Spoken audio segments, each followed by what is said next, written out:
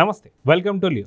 ప్రస్తుత ఉండి ఎమ్మెల్యే మాజీ వైసీపీ ఎంపీ అయినటువంటి రఘురామరాజు అయితే ఈయనపై వైసీపీ చేసినటువంటి ఒక కుట్రల గురించి అందరికీ తెలిసిందే. అయితే ఈ యొక్క కేసులో పివి సునీల్ పరిస్థితి ఏంటి, పివి సునీల్పై మరో కొత్త కేసు నమోదైందా, అదేంటి, ఆ వివరాల్లోకి మనతో పాటు సీనియర్ జర్నలిస్ట్ సత్యమూర్తి గారు ఉన్నారు. వారిని అడిగి తెలుసుకుందాం. సార్ నమస్తే. నమస్కారం అండి. RRR గారు అందరికీ తెలిసినటువంటి వ్యక్తి. అయితే ఆయన పైన ఏదైతే చిత్రహింసలు పెట్టినటువంటి ఒక పివి సునీల్ కుమార్ గురించి అందరికీ తెలిసిందే.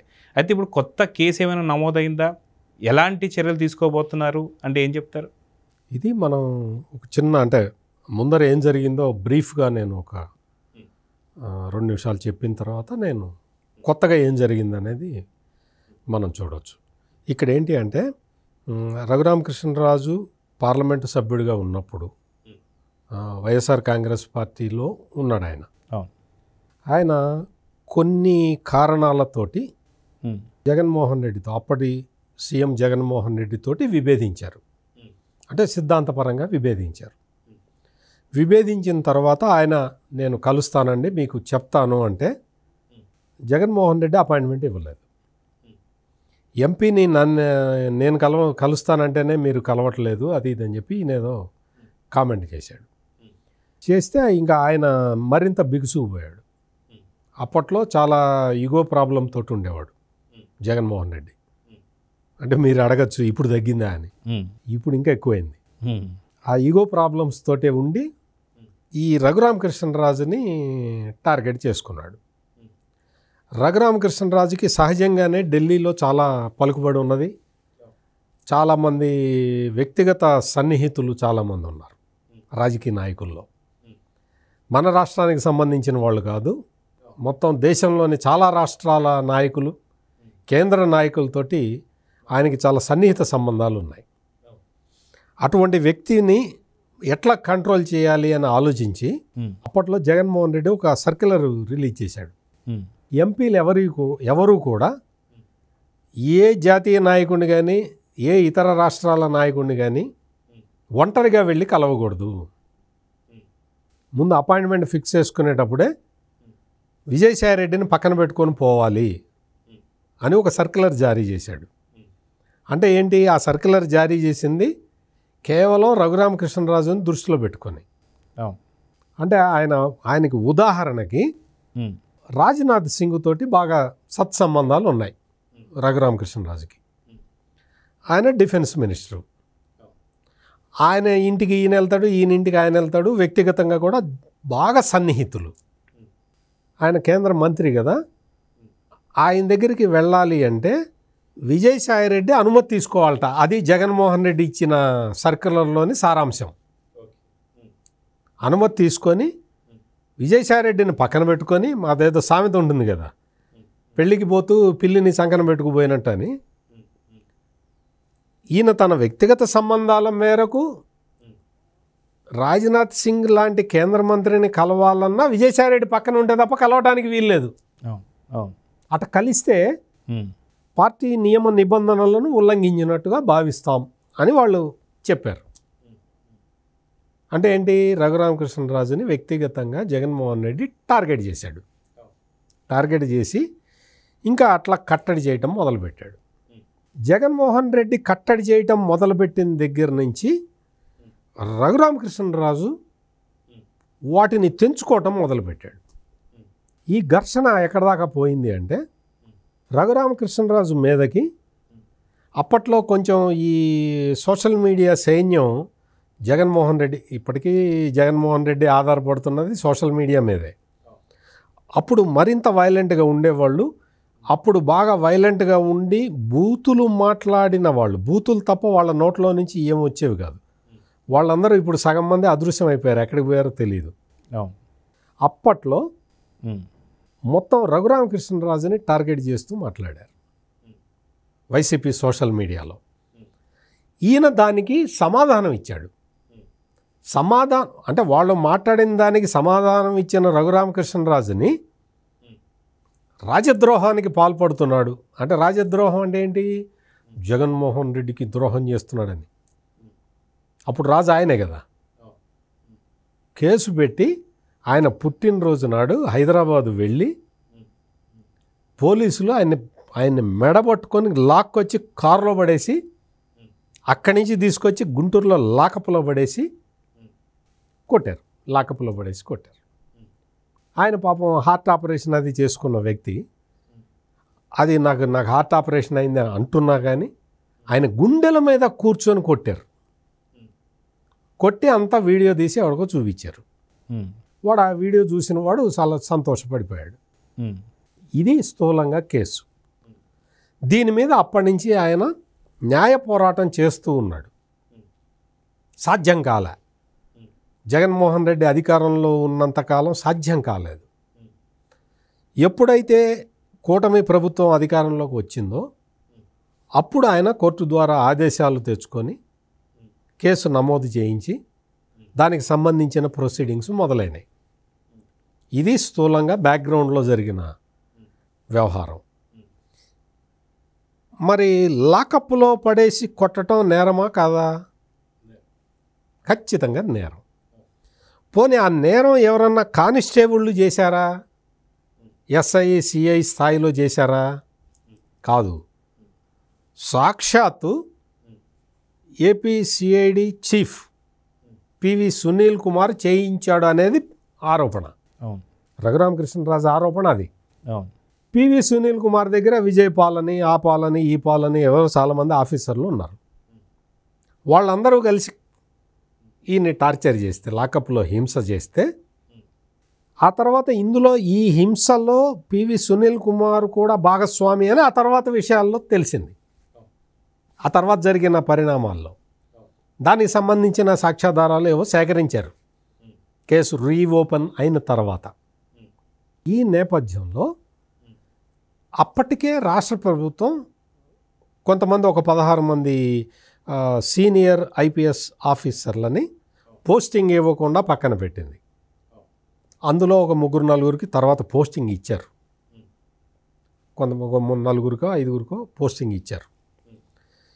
ఈ పోస్టింగ్ ఇవ్వని అధికారుల్లో పివి సునీల్ కుమార్ కూడా ఒకడు. ఈ పివి సునీల్ కుమార్కి పోస్టింగ్ ఇవ్వలేదు. ఆయన అప్పటి నుంచి ఆఫీసుకు కూడా రావట్లేదు. డీజీపీ తిరుమలరావు ఆయన ఒక సర్క్యులర్ ఇచ్చాడు, మీకు పోస్టింగ్ ఇవ్వకపోయినంత మాత్రాన మీరు జీతం తీసుకుంటున్నారు కదా, అందుకని మీరు ప్రతిరోజు ఉదయం 10 నుంచి సాయంత్రం 5 దాకా డీజీపీ ఆఫీసులో కూర్చోవాలి అనే సర్క్యులర్ ఇస్తే ఆ సర్క్యులర్ని కూడా వీళ్ళందరూ ఉల్లంఘించారు. ఎవరు రాలేదు, సంతకాలు పెట్టలేదు.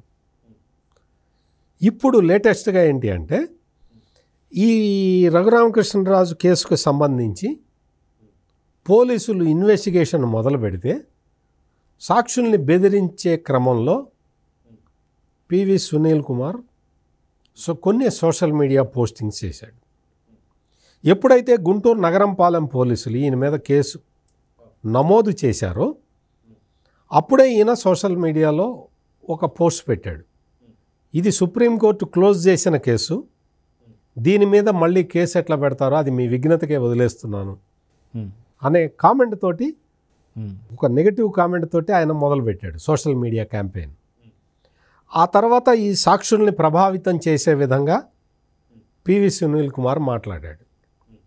ఆ క్రమంలో ఆయన ప్రతి ప్రభుత్వ అధికారికి కొన్ని ప్రవర్తనా నియమావళి కొంత ఉంటుంది. ప్రభుత్వానికి వ్యతిరేకంగా మాట్లాడకూడదు అనేది అందులో ప్రధానమైన సూత్రం. ఆ సూత్రానికి భిన్నంగా పివి సునీల్ కుమార్ తన సోషల్ మీడియా అకౌంట్స్ నుంచి కొన్ని పోస్టులు పెట్టాడు. దీని మీద రఘురామకృష్ణరాజు రాష్ట్ర ప్రభుత్వానికి అయ్యా ఇవన్నీ ఆయన ప్రభుత్వానికి వ్యతిరేకంగా వ్యాఖ్యానాలు చేస్తూ ఉన్నాడు, ఇది ఐపీఎస్ల ప్రవర్తన నియమావళికి విరుద్ధము అని ఫిర్యాదు చేశారు.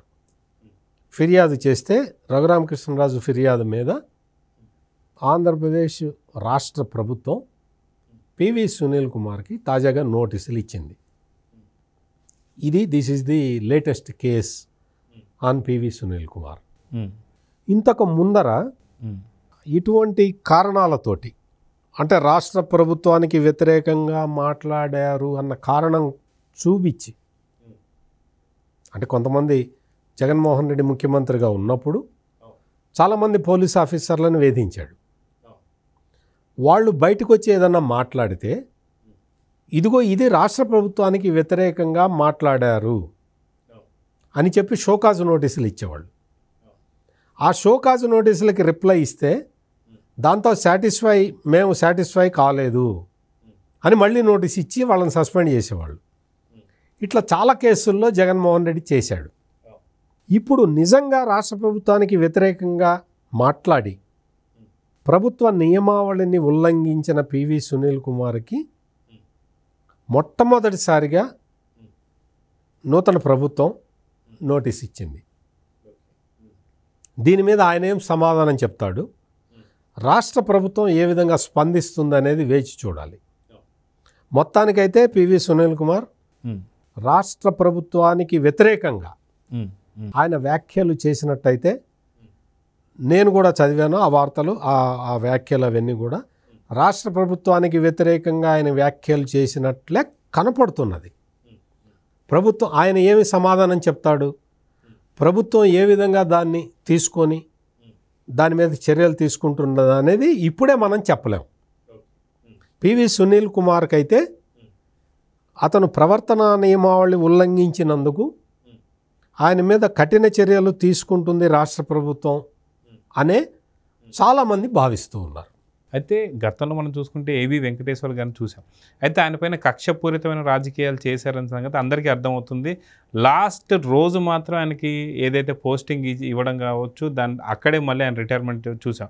సో అదే రకమైన చర్యలు తీసుకోబోతున్నారా పివి సునీల్ పైన అని చెప్పి కొంతమంది బ్లూ మీడియా అయితే ఇప్పుడు కొంత ఆరోపణలు అయితే చేస్తుంది. సో దీని గురించి ఏం చెప్తారు? ఇప్పుడు నేను చెప్పిన ఉదాహరణ కూడా ఏబి వెంకటేశ్వరరావు, నేను పేరు చెప్పలేదు కానీ నేను చెప్పింది కూడా ఆ కేసు గురించి.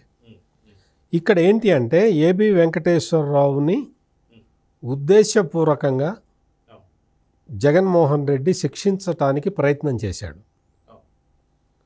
ఇక్కడ పివి సునీల్ కుమార్ని చంద్రబాబు ప్రభుత్వం ఉద్దేశపూర్వకంగా శిక్షించటానికి ప్రయత్నం చేయటం లేదు.